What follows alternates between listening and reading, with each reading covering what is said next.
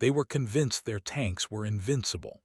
The Type 95 Hargo had proven itself against Chinese forces, against Soviet armor at Khalkhin Gol, and in sweeping victories across Malaya and the Philippines. Japanese tank crews believed their light tanks represented the pinnacle of armored warfare design, perfectly suited for the jungles and islands of the Pacific. They had crushed every enemy they encountered, but they were wrong. The story of how they discovered this begins not with defeat, but with confidence born from years of success. The Hargo was no accident of design. It was the product of careful military planning that began in 1933, when the Japanese Imperial Army recognized a critical gap in its armored forces. The Type 89 medium tank, Japan's workhorse, could only manage 15 mph. This was adequate for supporting infantry at walking pace, but utterly inadequate for the mechanized warfare the Army envisioned. Japanese military planners had watched with interest as other nations developed faster, more mobile armored forces. They wanted a tank that could keep up with motorized infantry moving at 40 mph, that could navigate the terrain of Manchuria and China, and that could be produced in quantities their industrial base could sustain. The Army Technical Bureau issued specifications in July 1933. The new tank would weigh approximately 7 tons, mount a 37-gun, achieve speeds of 40 km per hour, and have armor sufficient to resist rifle and machine gun fire.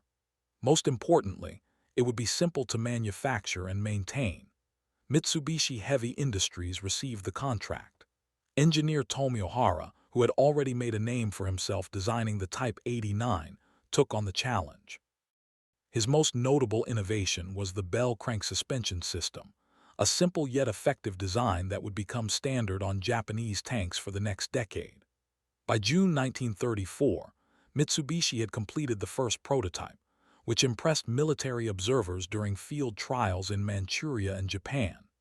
It was fast, reaching 45 km per hour on paved roads and maintaining 25 to 30 km per hour cross-country. It was maneuverable, with a turning radius that seemed impossible for a tracked vehicle of its size.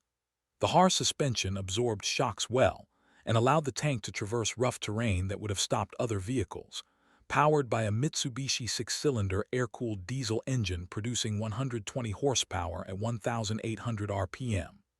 Diesel was less flammable than gasoline and more widely available in Japan's empire, giving the tank practical operational advantages. The engine could run for 8 to 10 hours on its internal fuel capacity of 34 gallons, giving the tank an operational range of about 130 miles on roads. Trials revealed some problems. The suspension tended to pitch violently on rough ground, making aiming while moving nearly impossible and causing crew fatigue. Engineers addressed this by adding braces connecting the bogie pairs, creating what became known as the Manchurian suspension. The modification helped but did not eliminate the rough ride that would characterize the Hargo throughout its service life. By 1935, at a meeting of the Army Technical Bureau, the Type 95 was formally presented as the potential main tank for mechanized infantry units. Infantry representatives worried that 12 millimeters of armor was insufficient for supporting assaults on fortified positions. Cavalry representatives countered that speed and mobility compensated for thin armor, and that the tank's firepower was adequate for its intended role. After debate, the infantry agreed to accept the design. The Type 95 Hargo was officially adopted.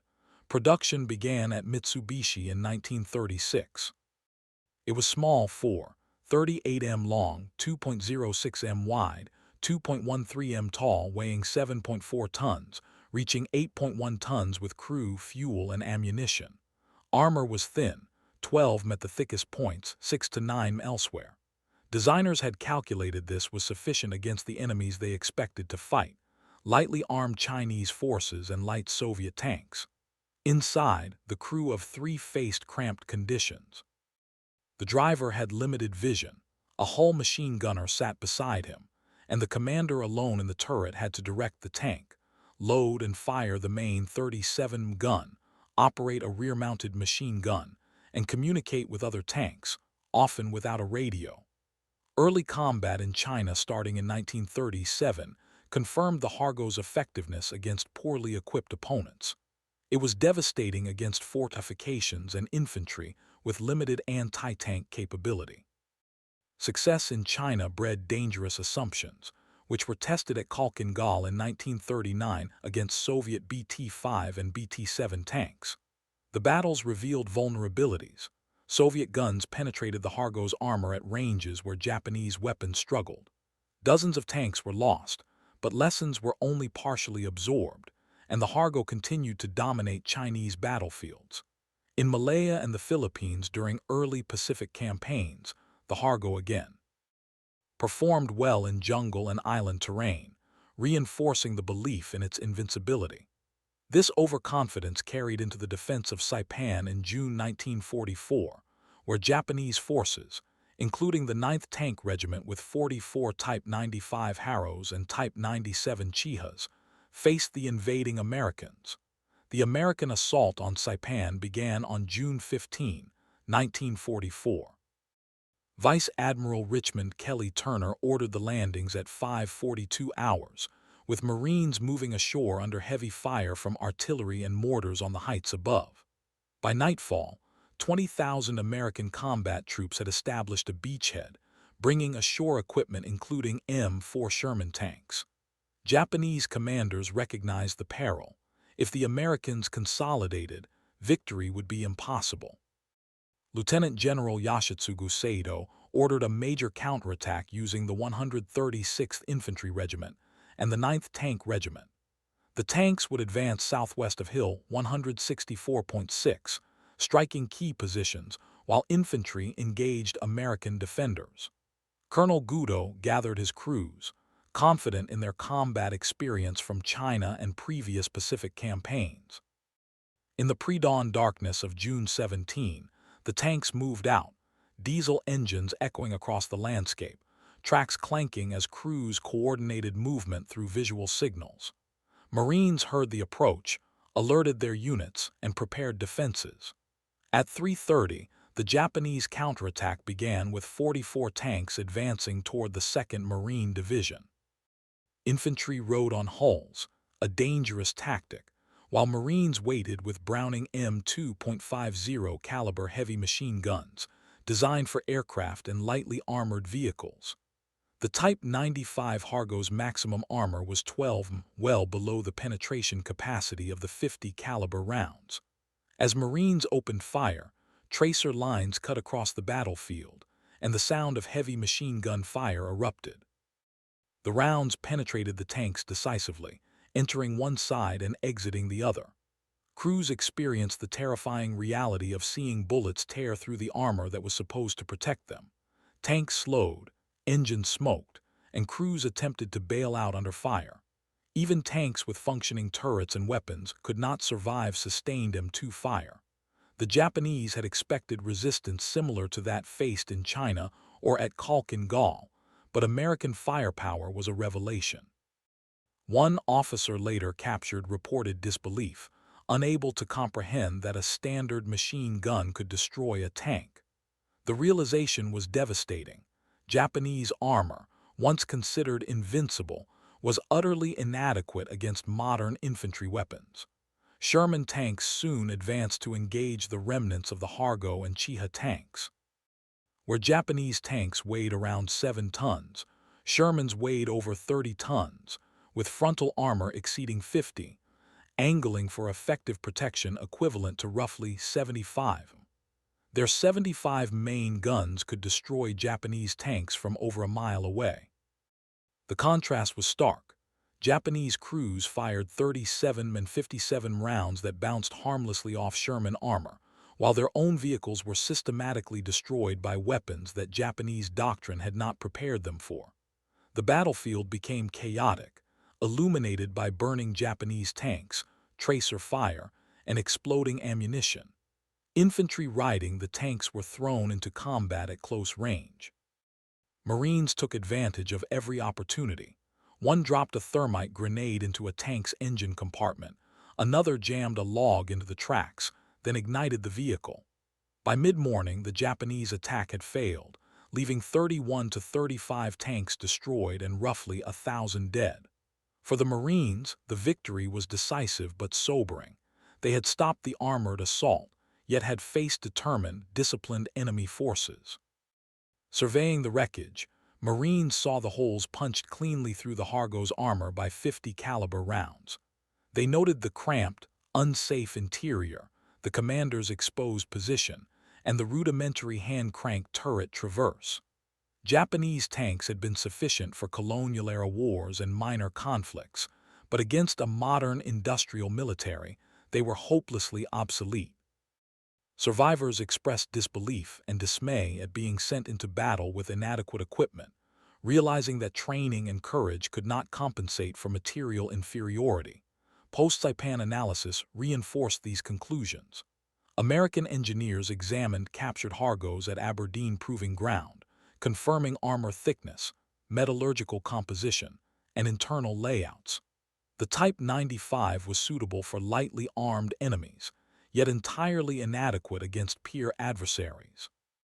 Space for the crew was minimal, controls were rudimentary, and radios were present in only 1 out of 4 tanks, hampering coordination. In comparison, Sherman crews enjoyed spacious compartments, powered turret traverses, gyro-stabilized guns, radios in every tank, and ample ammunition stored safely. The contrast highlighted not only differences in design philosophy, but also in industrial capacity. American fact: Tories could build hundreds of tanks monthly, continuously improving designs and ensuring supply chains. Japan, constrained by resources, industrial inefficiency, and prioritization of aircraft and naval power, could not match this production. Even prototypes like the Type 3 Kainu or Type 4 Kaita remained scarce and largely irrelevant to Pacific battles. By 1945, the disparity was overwhelming. The Americans deployed hundreds of Sherman tanks per island operation, while Japanese forces relied on aging Type 95s and limited medium tanks, often dug in as static defenses due to their vulnerability. Battles on Tinian, Peleliu, Enwtak, and Okinawa repeatedly demonstrated the futility of Japanese armored forces in mobile engagements. 50 caliber machine guns, bazookas, 37 anti-tank guns, and Sherman tanks annihilated Japanese vehicles. Even when employed as stationary pillboxes, the Hargo remained highly vulnerable to modern firepower. The psychological effect on Japanese crews was profound. They were fighting a war for which their equipment had never been designed. The cumulative lessons of the Pacific War underscored the dominance of industrial capacity and technological adaptation over individual skill and fighting spirit. American forces recognized that they could engage Japanese armor effectively without waiting for specialized anti-tank units. The standard infantry heavy weapons were sufficient. Marines learned confidence and tactics were reinforced by proper equipment, and the 50 caliber M2 became a standard, effective countermeasure to Japanese tanks. The strategic significance of these lessons extended beyond Saipan, shaping subsequent campaigns and allowing American forces to approach Japanese armor with calculated, informed tactics. Industrial output, supply chains, crew training, and technological superiority had decisively shifted the balance of power, demonstrating that modern warfare was defined as much by material capability as by human courage. The broader consequences of these lessons were profound. Saipan and subsequent battles highlighted the gap between Japan's strategic needs and industrial reality. Japanese forces faced overwhelming material inferiority on every battlefield, with tanks that were obsolete against American firepower. Captured tankers recounted shock at standard infantry weapons penetrating their vehicles, the futility of their designs, and the limitations imposed by resource scarcity and production constraints. American industrial capacity, exemplified by Detroit, Fisher, and other tank production facilities, dwarfed Japanese efforts, producing tens of thousands of Sherman tanks in every variant, fully equipped with radios, effective ammunition storage, and reliable engines. By war's end, Japan had produced roughly 2,300 Hargos, while the U.S. had built over 40,000 Shermans, representing a staggering numerical and qualitative advantage. Every subsequent island campaign reinforced the Saipan pattern. Type 95 and Type 97 tanks were destroyed with ease by machine guns, bazookas, artillery, and Shermans. Even with ingenuity such as burying tanks for defensive positions, Japanese armored units could not survive. The psychological impact on crews was devastating, and the strategic implications were clear. Japan could not overcome the industrial, technological, and logistical superiority of the United States.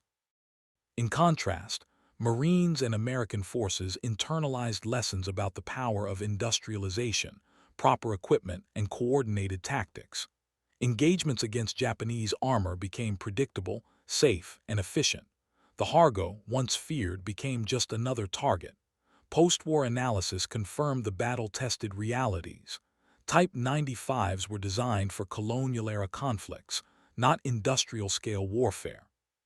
Crews suffered in cramped, poorly equipped vehicles, lacking the survivability and firepower necessary to compete with modern tanks.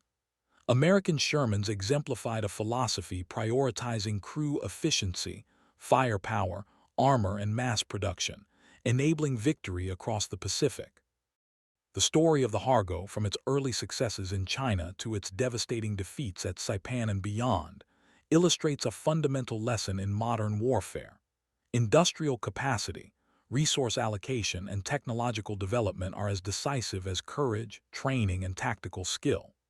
Japanese tank crews, brave and skilled though they were, faced insurmountable odds, a reflection of strategic miscalculations, resource scarcity, and outdated design philosophies.